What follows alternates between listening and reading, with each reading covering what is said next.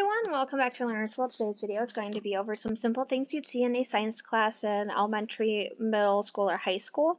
So without further ado, let's get started. Starting off with a dichotomous key. It goes over an organism, which is an individual animal, plant, or single-celled life form. Organisms are classified into groups, and organisms get further classified into similar kingdoms. Dichotomous keys are a tool used to determine the identity of things in the natural world. It consists of a series of choices that lead to the correct answer, meaning it's divided into two parts. And there's some examples of how that would be done and what a dichotomous key looks like on the screen. Earth biomes.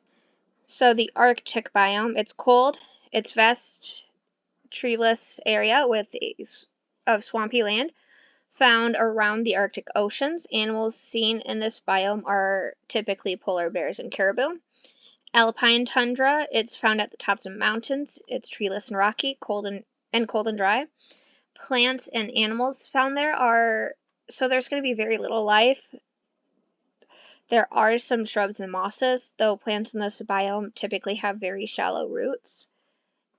The desert, there's little life, little rainfall. It's hot and arid and covers 20% of the earth. Plants and animals found there are cactus, lizards, snakes, and scorpions.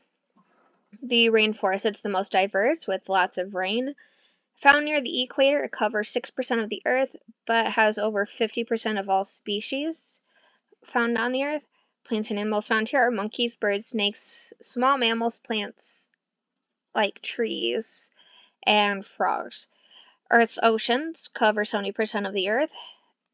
Over 90% of the oceans are saltwater, though there's less than 3% that are actually freshwater. The water temperature depends on its location. Plants and animals here are typically kelp, coral, sharks, fish, rays, and octopus. Coniferous forest, so you got the taiga, which stretches from Alaska to North America. Evergreen trees are found here. It's got a cold, harsh climate and prone to wildfires. Plants and animals found here are moose, red fox, bears, and trees. The temperate deciduous forest, you see all 4 seasons here. Found in the eastern U.S., it has fertile soil. Plants and animals found here are deer, rabbit, and hardwood trees. The grassland has a hot, dry climate. Excuse me. It's perfect for growing food. Fertile soil is found here, and it has deep-rooted plants. Plants and animals found here are cattle, zebra, lions, giraffe, and buffalo. Biomes. Biomes are a large community of plants and animals that occupy a distinct region of the world. Biomes can be terrestrial, meaning land, or aquatic, meaning water. Major biomes are deserts, forests, grasslands, tundra, and aquatic. What determines a world biome? The climate of the region where each biome is found and what its geography is like, special adaptations of vegetation, and types of animals in the biome. Biomes over time, any change in one part of the environment causes a ripple effect of changes in another part of the environment. Microhabitat, it's a very small part of the environment that supports a distinct flora, which are the plants, and fauna, which are the animals. Organisms may thrive in one microhabitat, but not in 1 to 2 centimeters away. A couple examples of a microhabitat are the shady area under a tree, the top or bottom of a leaf, the underside of a rock in a stream, or under a rotting log. Food web. Energy in a living ecosystem. All living things need energy. Energy is made by plants through photosynthesis, and the energy made by plants is transferred to the animals that eat it. That animal then transfers that energy to the next animal which eats it, and so on and so on. Food chain is a single pathway in which energy and nutrients are passed from one living organism to another. Energy is used up as it moves up the food chain. Arrows in a food chain represent the energy being transferred.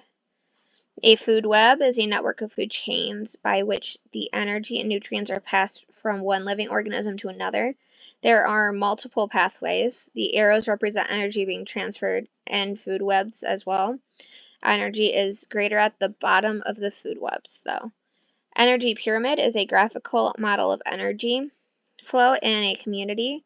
Energy is lowest at the top of the pyramid. The population is also the smallest at the top of the pyramid. There is an example of an energy pyramid in the lower right-hand side of the slide. Some vocabulary related to food webs.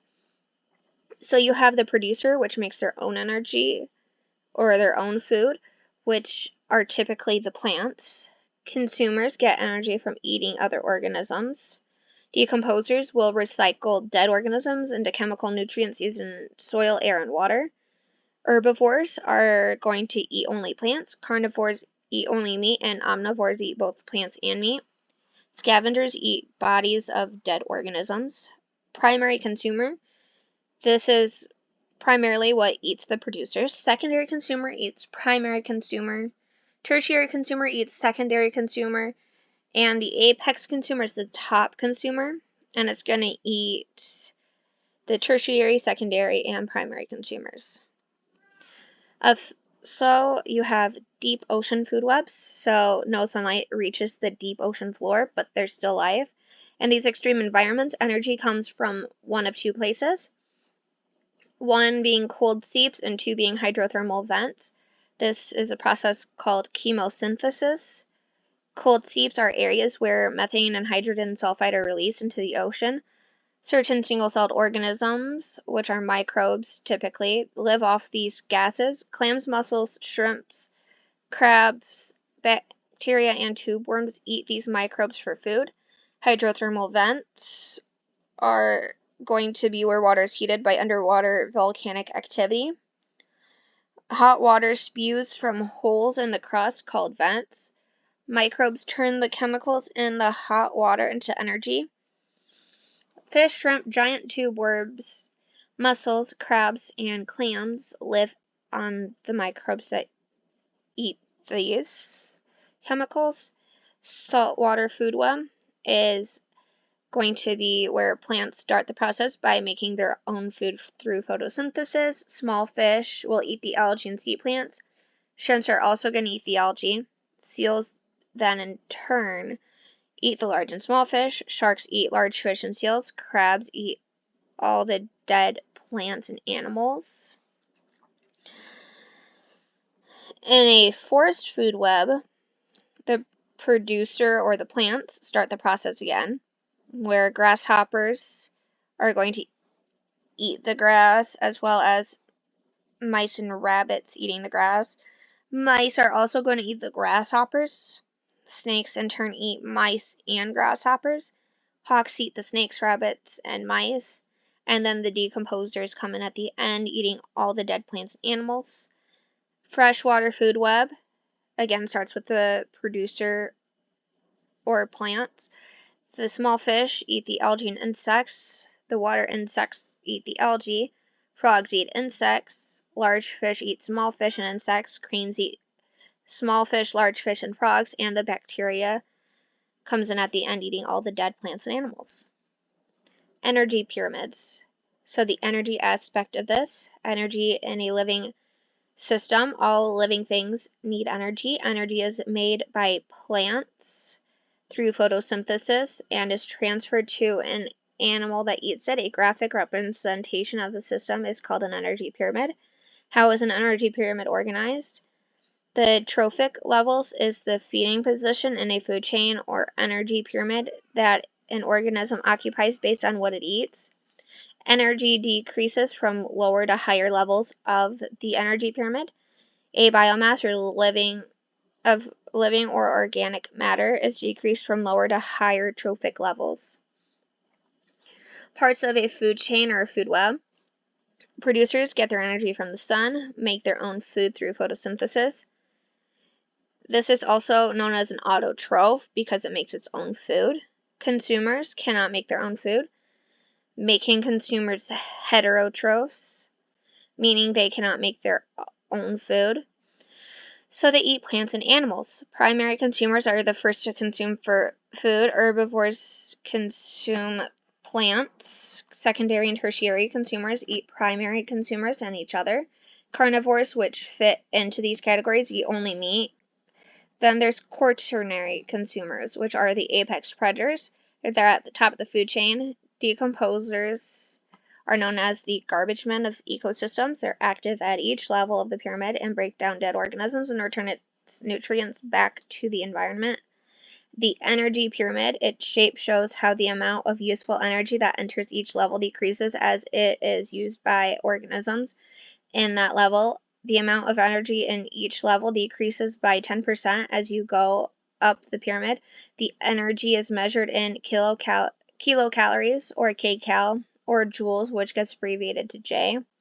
So 1 kcal equals 4,184 joules. Energy cannot be destroyed. Energy is used up by animals' metabolic processes, running, eating, finding mates, escaping danger, just typical daily living. Energy is given off to the environment as heat. The consumers at the top of the pyramid have much less energy to support them. That is why their numbers are relatively small. Eventually, the amount of useful energy left cannot support another level. That's all I have for today. I hope you enjoyed. If you did, please hit that thumbs up button. And if there's something you want to learn more about in the future, please leave it in the comments section below. And I hope you'll have a great day. Bye!